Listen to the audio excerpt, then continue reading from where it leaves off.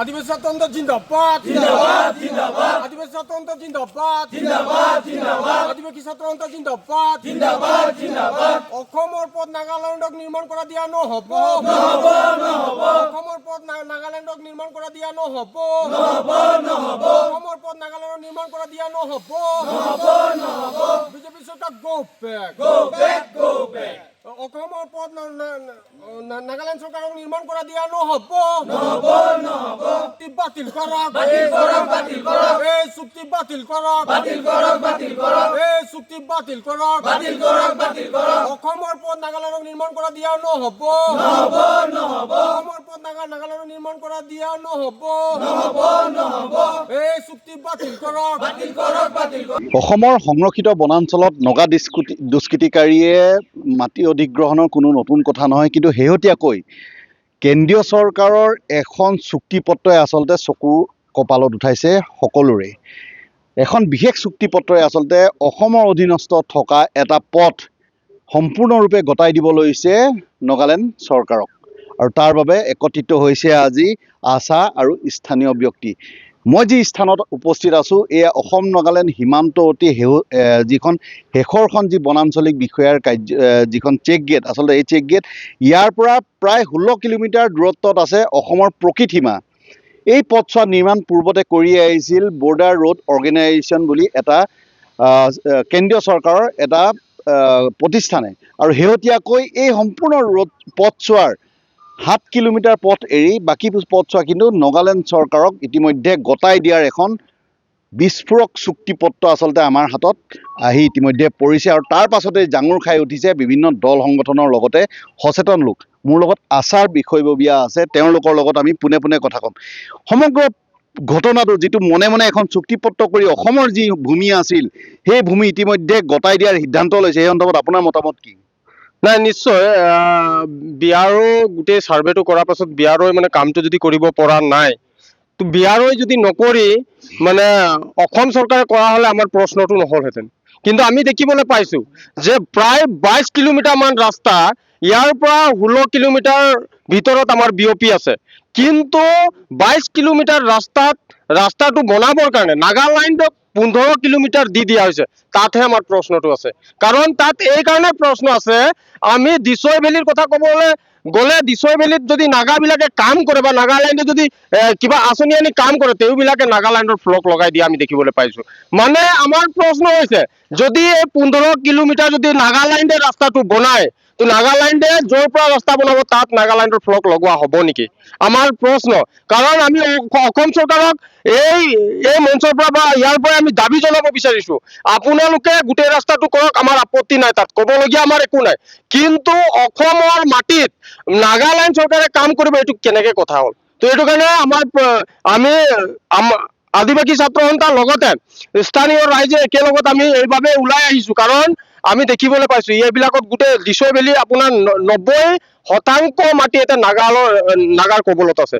তো তেওঁবিলাকে য'ৰ পৰা ষ্টাৰ্ট কৰে আৰু য'ত এৰে তাৰ পৰা ষ্টাৰ্টহে কৰে, য'ত এৰে তাৰ পৰা আৰু সিহঁতে বেগ সৰকি নাযায়। গতিকে আমি সদৌ অসম আদিবাসী ছাত্ৰ সন্থা অসম চৰকাৰক অতি শীঘ্ৰে ইয়াৰ ওপৰত ব্যৱস্থা গ্ৰহণ কৰিবৰ কাৰণে দাবী জনাইছোঁ। অন্যথা আদিবাসী ছাত্ৰ সন্থা গণতান্ত্ৰিকভাৱে যিকোনো আন্দোলন গঢ়ি তুলিবলৈ বাধ্য হ'ব। হয়, নিশ্চয়কৈ। আচলতে মই পুনৰ সতীৰ্থক দেখাবলৈ ক'ম, এই পথছোৱা আচলতে এই পথছোৱা নিৰ্মাণ ইয়াৰ পৰা প্ৰায় 14 কিলোমিটাৰ দূৰত্বত আছে প্ৰকৃত সীমা, য'ত এতিয়াও সেই সীমাৰ চিন স্বৰূপে অসম যি আৰক্ষী বেটেলিয়ানৰ এটা বিয়পি আছে। কিন্তু তাৰ পাছতো এই পথছোৱা কিদৰে কেন্দ্ৰীয় চৰকাৰে নাগালেণ্ড চৰকাৰক গতাবলৈ সক্ষম হ'ল, সেয়া কিন্তু ডাঙৰ প্ৰশ্ন। মোৰ লগত স্থানীয় ব্যক্তি আছে, যিহেতু আপুনি এই অঞ্চলৰ সচেতন ব্যক্তি, বিভিন্ন সময়ত অসমীয়া নগাৰ সংঘাত দেখি আহিছে। শেহতীয়াকৈ এই পথছোৱা দিয়াৰ যি চুক্তিপত্ৰ আমাৰ হাতত পৰিছে, এই সন্দৰ্ভত আপোনাৰ মতামত কি? হয়, ইয়াত আৰু ক'বলগীয়া বিশেষ নাথাকে, যিহেতু অসম চৰকাৰ বা অসমৰ এটা বিভাগ আৰু নাগালেণ্ডৰ এটা বিভাগ, লগতে বৰ্ডাৰ ৰোডছৰ যি চুক্তি আমি কাগজৰ পত্ৰ পালোঁ, সেইটো জল পট হৈ ওলাই আছে যে নাগাক 15 কিলোমিটাৰ 16 কিলোমিটাৰ অসমৰ ৰাস্তা বনাবলৈ দিয়া যুক্তিযুক্ততা ক'ত, কিয় দিব লগা হ'ল, তাৰ কাৰণটো লাগে। প্ৰথম কথা, তাৰ কাৰণটো কি অসমৰ PW ডিপাৰ্টমেণ্ট হওক, অসম চৰকাৰৰ PW বিভাগ ইমান দুৰ্বল নেকি যে তেখেতলোকে আৰু 16 কিলোমিটাৰ ৰাস্তা বনাব নোৱাৰিব? সেইটো প্ৰশ্ন আহে। সততে চিঞৰ বাখৰ কৰি থকা যাতায়াতৰ ব্যৱস্থা ইমান সুচল বৰ্তমান চৰকাৰৰ দিনত, আৰু তেনেস্থলত অসমৰ এই 16 কিলোমিটাৰ ৰাস্তা বনাবৰ কাৰণে বা 15 কিলোমিটাৰ ৰাস্তা বনাবৰ কাৰণে অসম চৰকাৰৰ এই গড়কাপ্তানি বিভাগটোৰ কি সামৰ্থ্য নাই নেকি? তেতিয়াহ'লে কি কাৰণে দিয়া হ'ল, এইটো প্ৰথম প্ৰশ্ন। কি কাৰণে দিয়া হ'ল? বা বৰ্ডাৰ ৰোডছে এইটো ক'ৰ পৰা অধিকাৰ পালে? নিশ্চয় অসম চৰকাৰৰ লগত এইটো আলোচনা হৈছে, আলোচনা হৈ এইটো আপোনাৰ হস্তান্তৰ কৰা হৈছে। এইটো কেনেকুৱা ধৰণৰ বিচাৰ্য বিষয়? আৰু আজি ইমান দিনৰ পৰা আপোনালোকে সততে নিউজ কৰিয়ে আছে যে নাগাই সচৰাচৰ আহি অসমৰ সীমান্তবাসী ৰাইজৰ ওপৰত ইমান দিনে উপদ্ৰৱ চলাই আছে। তেখেতলোকে এদেও দুদেও কৰি আগবাঢ়ি আহি লাষ্টত আপোনাৰ বৰ্ডাৰ সীমান্ত আমাৰ অসমৰ বৰ্ডাৰ লাইন পালেহি। তাত তেখেতলোকে গাঁও স্থাপন কৰিলে। তাৰ পিছতো এই ৰাস্তাটো 16 কিলোমিটাৰ অসমৰ ৰাস্তা বনাবলৈ দিয়াৰ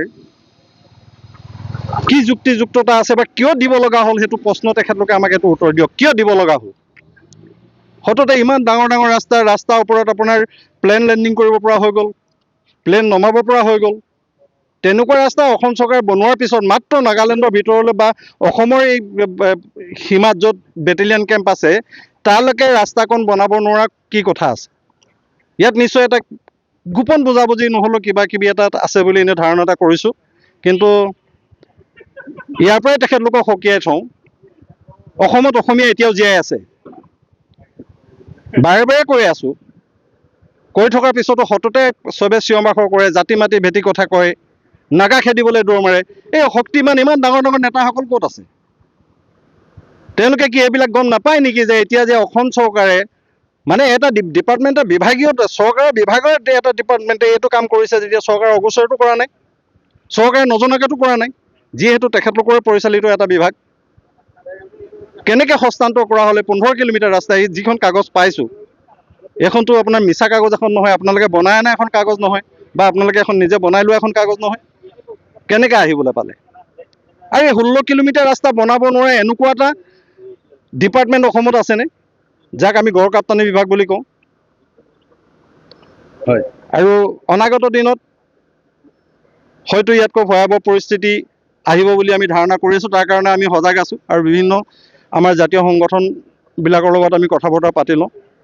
যদি ইমানতে এই বস্তুটো বা এই কামটো তেখেতলোকে সমাপ্ত নকৰে আৰু আগবাঢ়ি গ'লে হয়তো জোৰদাৰ প্ৰতিবাদৰ সন্মুখীন হ'বলৈ তেখেতলোক সাজু থাকক।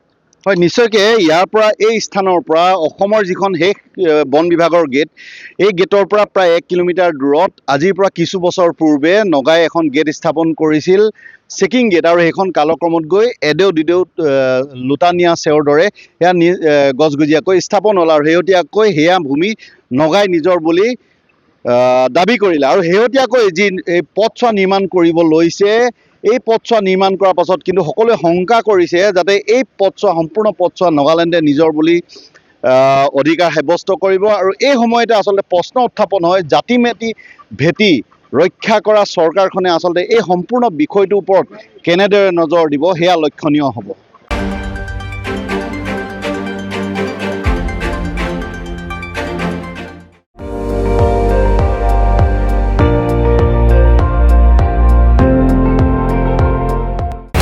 আপুনি চাই আছে ND24, সৰ্বশ্ৰেষ্ঠ নহয় সৰ্বোত্তমৰ দৌৰত।